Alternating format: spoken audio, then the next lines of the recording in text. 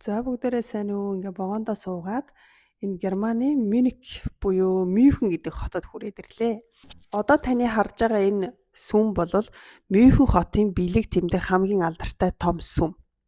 За хотынхоо төвд байрладаг. Тэгвэл төв гал тэрэгний буудал маань хотынхоо төвдөө ер нь ойрхон явгнаар ерөөсөө л 10-аас 15 минут явбал энд хүрээд ирнэ. За энэ гудамжинд ирэх юм бол ер нь уйдахгүй. За одоо энэ сүм дээр байгаа энэ баатрууд нь одоо хөдлөөд эхэлсэн. За энэ нь болохоор тодорхой цагт ингэж аймаарч хөдөлдөг юм байлээ. Тэр нь болохоор зэрэг одоо оройны 12 цагт тий одоо шөнө дунд гэсэн үг. Өглөө 12 цагт хөдөлгөөнд ордог. Энэ үед нь болохоор маш их жуулчд ингээд үзэх гээд яг ингээд хүлээгээд зогсчдөг юм байлээ. За энэ үед нь бол яг жоохон болгоомжтой байгаарай гэж анхааруулдаг юм байлээ. Тэр нь бол ерөөхдөө нөгөө цүнх савнда болгоомжтой байгаарай л гэсэн үг юм байлээ. Гэхдээ ямар нэгэн тийм муу юм болоогүй. За орой болохоор зэрэг энэ маш гоё тийм онцгой хөгжмийн ая яваад тэгээд тэр хөгжмийн аян дээр нь гэрлийн тусгал бүжиглээд эхэлдэг эд шидийн гайхамшиг үзүүлдэг юм байна шүү.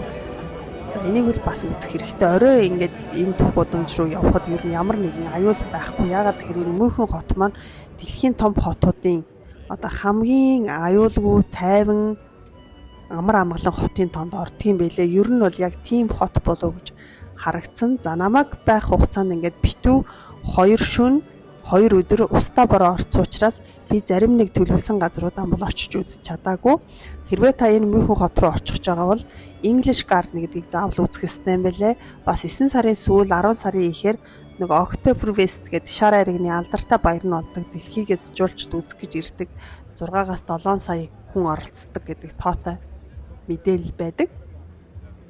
Энэ сүм маань 15 дугаар зуунд баригдсан гэж боддоо үнэхээр гайхамшиг.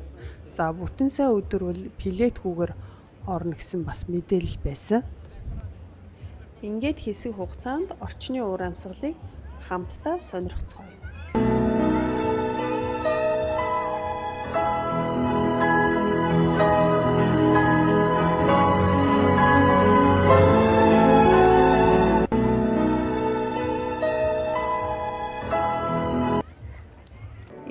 Гадаа ингээ хөгжим тоглоо сууж ин хүн ер нь өөрийнхөө авьяас чадвар хоббиг ингээд хөгжүүлээд бусдад сонирхуулаад бас өөртөө ингээд аюугай кайфтай гоё мэдрэмж авах нь бас гайхалтай зүйл мэт санагдсан. Тийм учраас өөрсдийнхөө хоббиг хизээж битгий орхитуулаарай гэдэг хэлье.